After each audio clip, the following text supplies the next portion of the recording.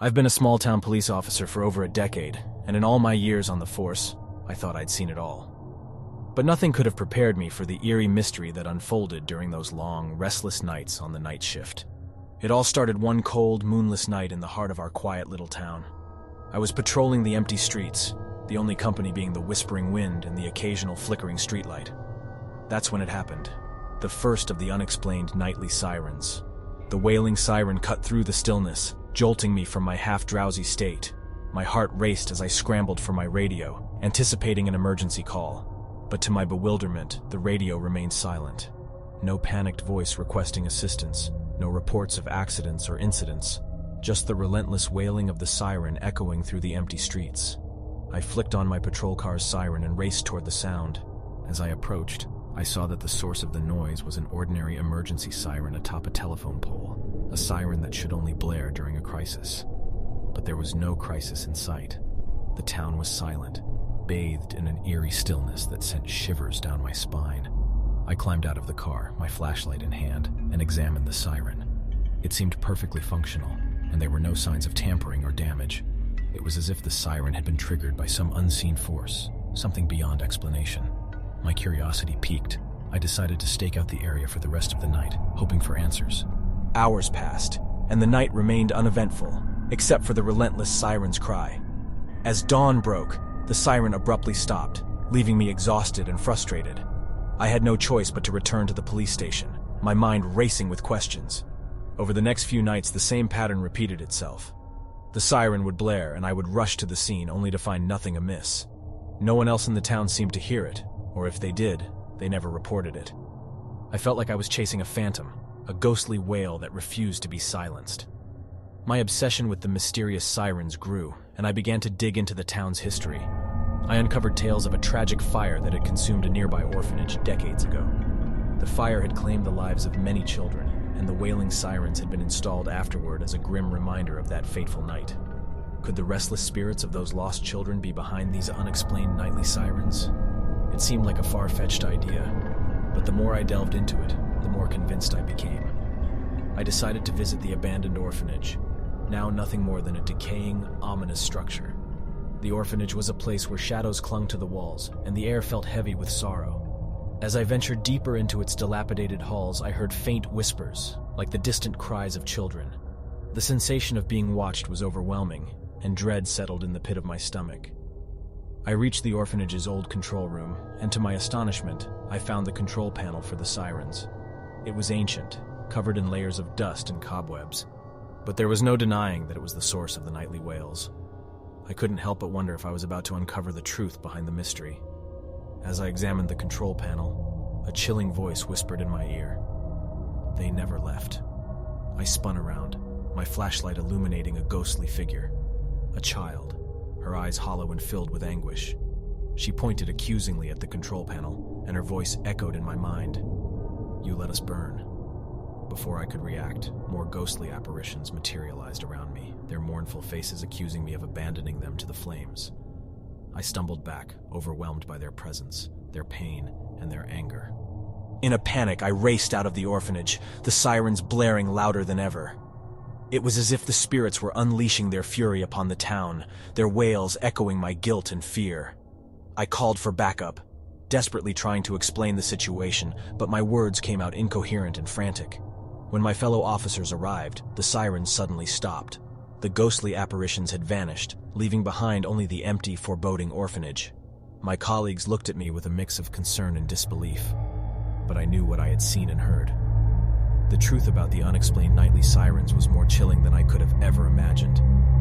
I had unwittingly uncovered the restless spirits of those forgotten children, trapped in a cycle of torment and seeking justice for the tragedy that had befallen them.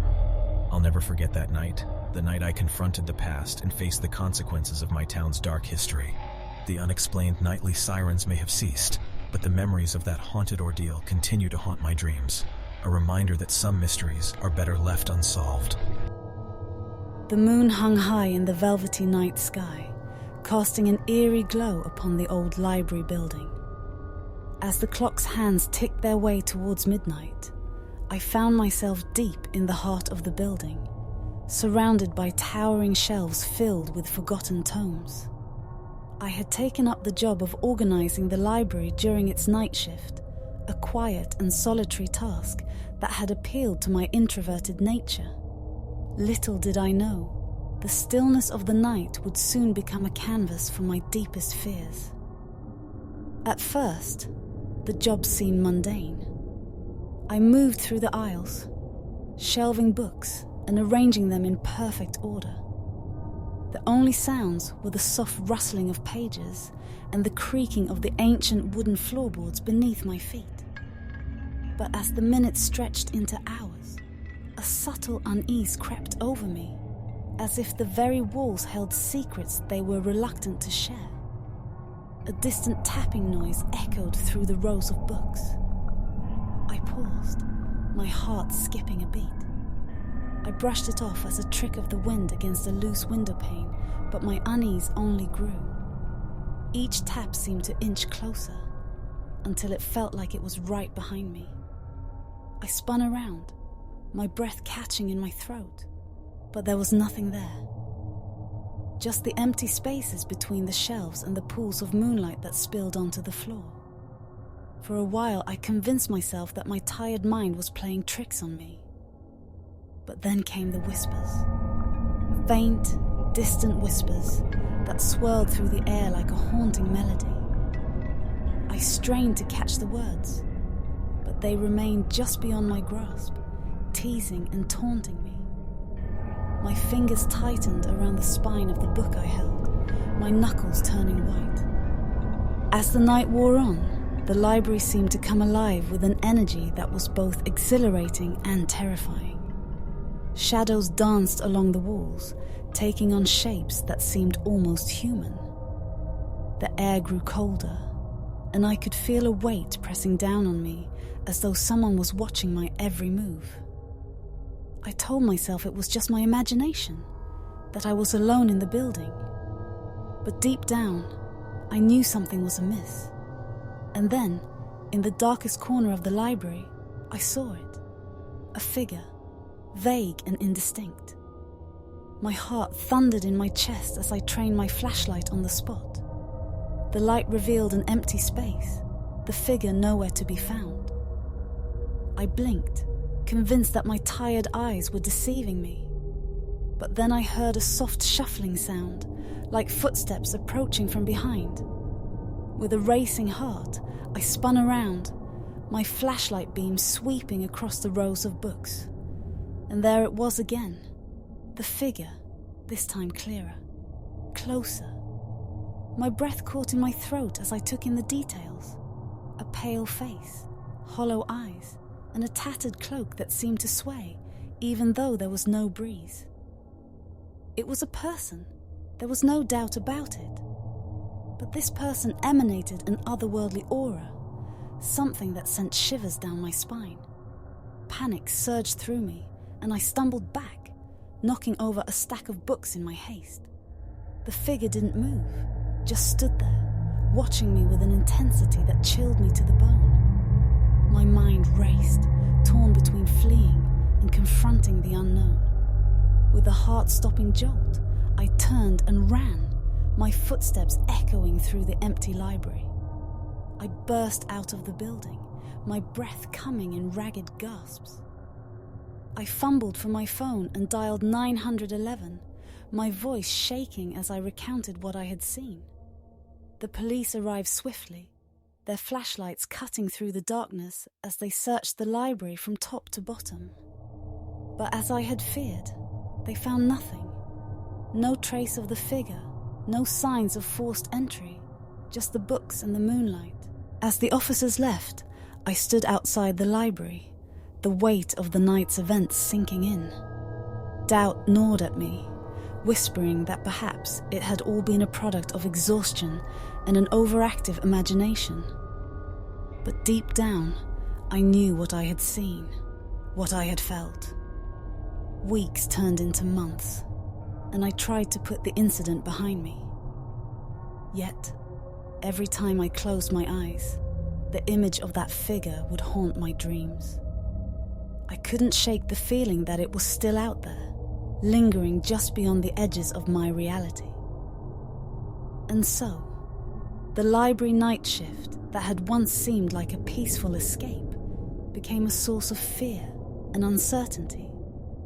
I couldn't explain what I had experienced, and that lingering mystery gnawed at me, leaving me to question the very fabric of my reality. As I walked away from the library one final time, I couldn't help but glance back, half expecting to catch a glimpse of that figure in the shadows once more, a silent sentinel of the night. I've been the night watchman at the Heritage Museum for as long as I can remember. It's a quiet job, watching over the artifacts of a bygone era. And I've grown accustomed to the monotony of it all. Night after night, I'd walk the dimly lit halls, the only company I had being the lifeless mannequins that filled the displays. That was until that fateful night, a night that would forever haunt my dreams. It was a cold, moonless night, and I was making my rounds as usual when something caught my eye. At first, I dismissed it as a trick of the shadows, a figment of my imagination.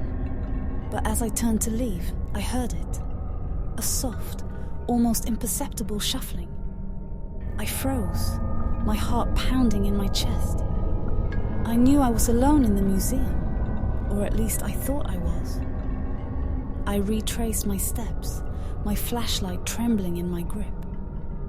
The source of the sound became apparent as I approached the long-forgotten exhibit in the corner of the room. It was a display of Victorian-era clothing, complete with a mannequin dressed in a frilly, lace-trimmed gown.